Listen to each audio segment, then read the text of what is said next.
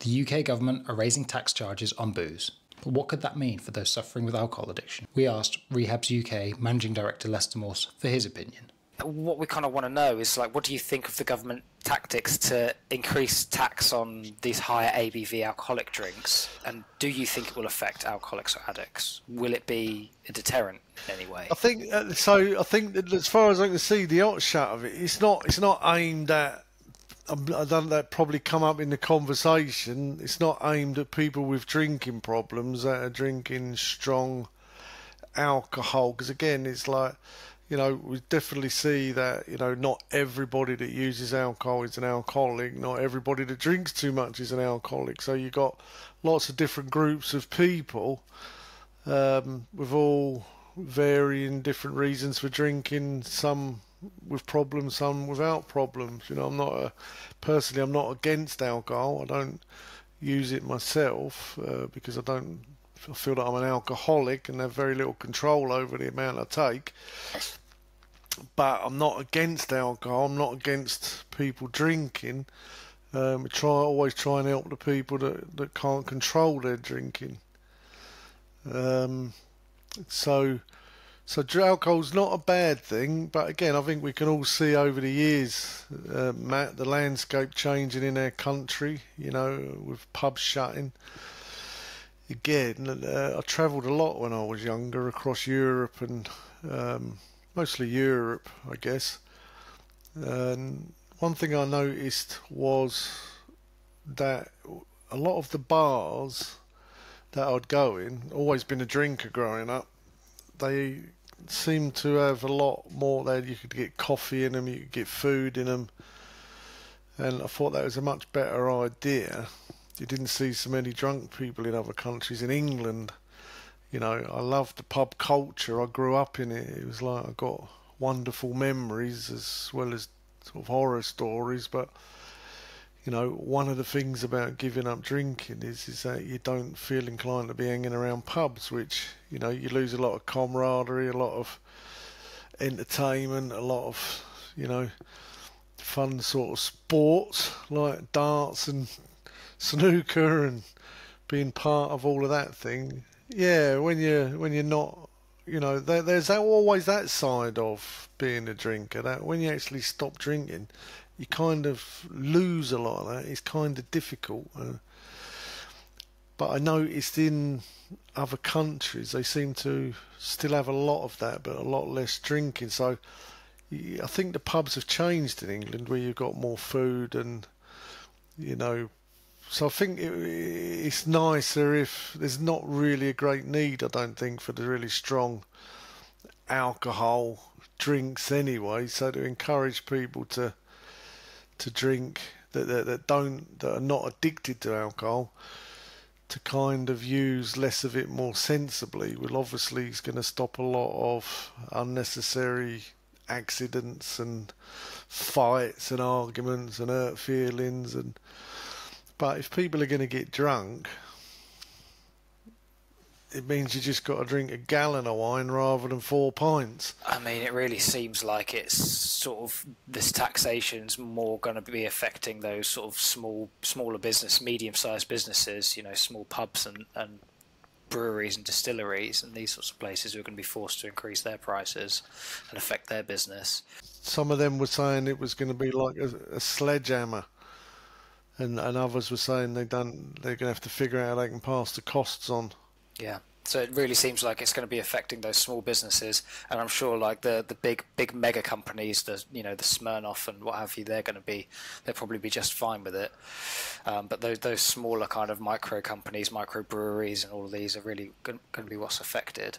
But going back to kind of whether it would affect alcoholics and addicts, it's interesting to think that, you know, if you increase the cost of something, that they might stop drinking. But I think, from what we've discovered, that's far from the truth, right? I mean, you can make alcohol in prison. If you really want to drink, you can get your hands on it, right? And is cost really a factor if, like, you are of the addict mind?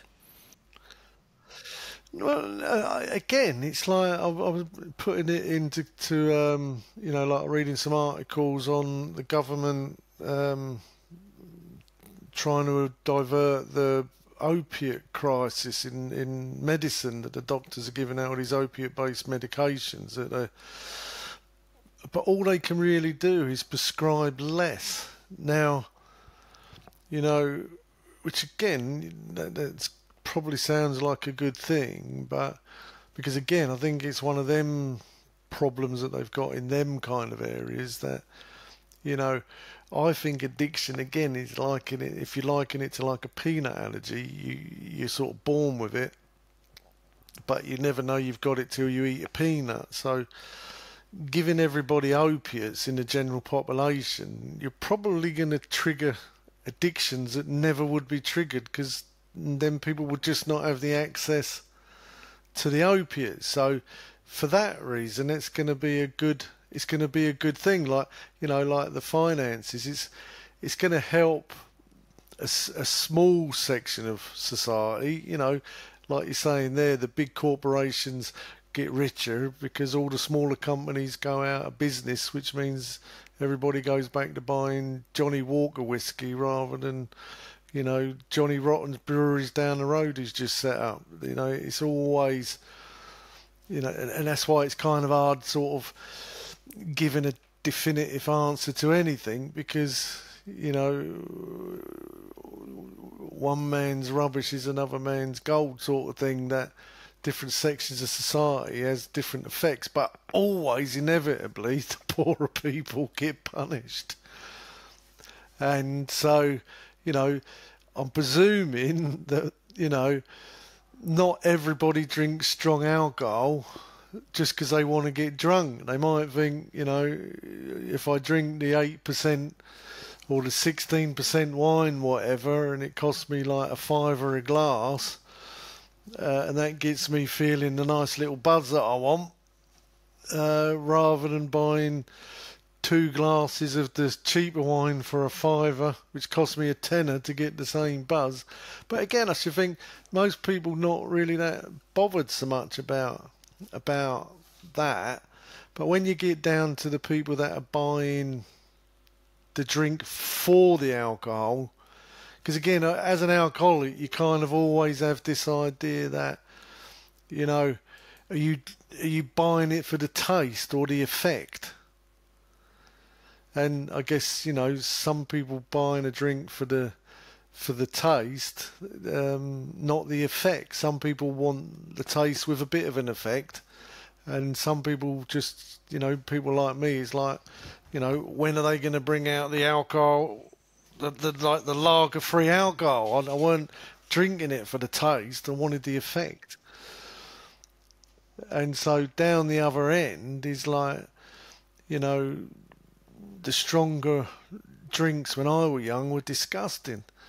Like your special brews, they were just disgusting. But they were strong, so you'd give up the taste because you wanted the effect. A lot of the things that I was drinking, it wasn't for enjoyment. If I wanted something to taste nice, I'd probably go and get a chocolate milkshake.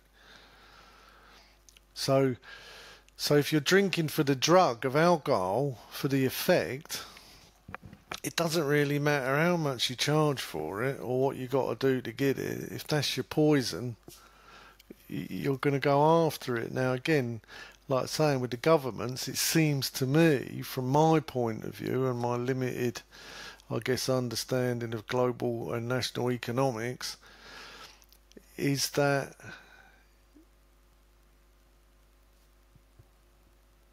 stopping access to drugs is going to be good. Like I say, if the less people exposed to opiates, the less chance they've got of developing addictions, which I think is good to reduce them for that reason. Which is why, again, I struggle with the idea of legalisation. I think it just increases the amount of people exposed to it, which to me is inevitably going to increase the problems. But again, there's arguments there in Portugal and them sort of places that never really happened. But again, in the short term it hasn't happened, but you've got to see what the long term cycle is. What's going to happen? Like, it's coming up to 10 years, from 10 to 20 years. What's the long term implication? Because it's all right with governments because they come up with these great strategies, And it's kind of like spraying a rusty car.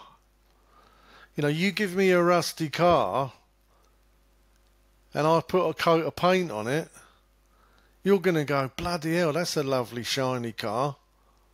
And I'm going to sell it to you. Cheap. Probably not that cheap, because I'm not like that. But then in 3 months, that rust's going to start breaking through. So again, I find a lot of government strategies like that because they're political. So in the short term, it looks good, but what's the long-term knock-on effect? And again, for what group of people? Now, with the people with addiction problems, this really, I can't see it having any effect except costing them more money, which inevitably will cost more stress, will cause more crime, will cause more upset, which will probably lead to more drinking. And so that part of the strategy, that they're taxing the stronger alcohols, I can't see that that's part of the story that I can see. The story seems to be about business. But correct me if I'm wrong, I will carry on having a deeper look. But that definitely is going to affect the people that have got alcohol problems, that are probably find it's more achievable for them to drink stronger alcohols at a cheaper price. So stopping them doing that, or trying to stop them doing that, is a sense of like prohibition. And I think history shows that when they do a prohibition, it just creates black markets. You know, and then that causes all kinds of issues that society would prefer not to have in its own right. People end up with stronger lagers, with stronger drugs, because they're unregulated. Or they switch to other things. People switch to, taking certain medications while they're drinking alcohol and things like that. I noticed, I was reading the National Toxicology Report, which is pretty interesting, alongside the, I think it's called the EMDTS, where all of the drug and alcohol agencies give all their statistics to this central database, and then they put together and come up with all these conclusions and trying to figure out why there's a rise in death rates. Well, I kind of read through both of them at the same time, and a couple of things really jumped out at me. And again, not being an expert in any of this, I don't really know if what I'm reading is accurate or there's reasons for it. And I don't know who you'd ask to find out, because whoever you ask usually give you different spins on it depending on where they're coming from. But it seemed that people in treatment did have a higher chance of overdose because they're given more drugs. Which makes sense. When you think of overdose, it's like being overdosed. And so if you're given lots of different medications and you're on lots of different medications, and most people when they're either drunk or stoned don't stick to the prescriptions, believe it or not. They don't go, it says take 2 every 4 hours. They usually take like 20 every hour until they're all gone, and especially when they're out there nuts. So again, I really think that a lot of the overdoses are actually being contributed to by not just the medications that are being given, which are very powerful medications that mostly say don't drink alcohol while you're on them, but the people taking their medications are not taking them as prescribed. Now, I got no way of proving that. I just worked with alcoholics and drug addicts for 33 years. And they all think they're chemists. They know more about drugs than everyone else. And very rarely do they take drugs as prescribed. If they did, that's not considered drug abuse. And you'd probably get a lot better. So I think when they start when people can't afford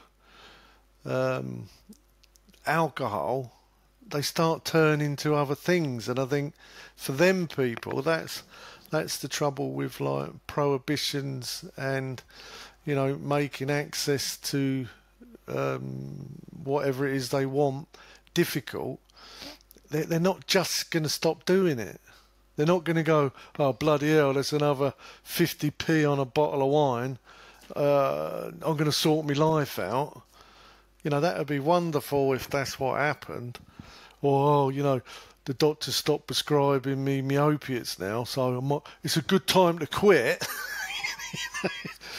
That's how somebody in their right mind would think, but not somebody with an addiction problem. They would find it somewhere else. And, you know, so I even often have this bit of a fantasy of what happens if all drugs and all alcohol just disappeared off the face of the earth and there was no chemical way for you to get high anymore.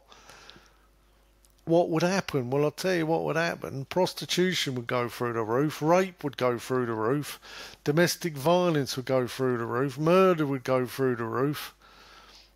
You know, I think even in prison they know that a certain amount of drugs keeps a cap on it. If you took all that away from people, it's going to go somewhere. Addiction doesn't just go away. It doesn't just go away for individuals. Like, I don't tell people, you know, I've been in the addiction treatment industry like most of my life. We don't tell people, you know, stop doing it. This is what most people kind of think. Just stop taking the drugs and drinking and it'll go away. It won't go away. Addiction will not go away. All you can do is treat it daily for your life. If you've got that addiction, people go, well, I ain't got that problem. It's like, well, I'm not talking to you then.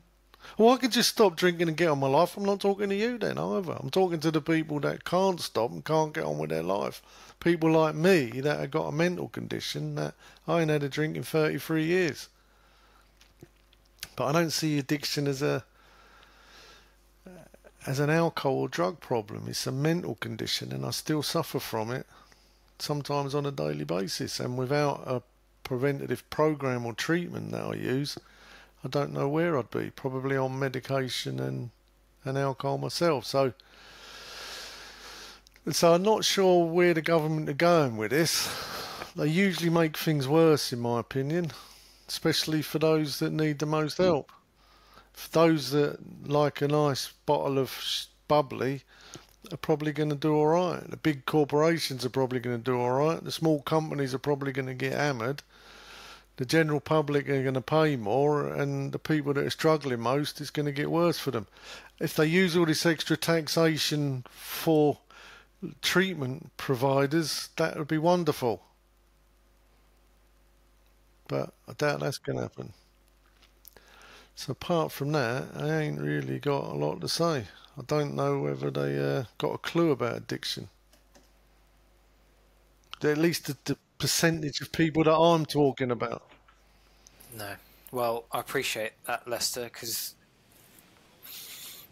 well, this is it, isn't it? And I think that's why we need to have more of these conversations and do more of this and try and get some words in with these news outlets, because at the end of the day, you know, if no one's talking about it, no one's going to learn. So, you know, appreciate your thoughts on that.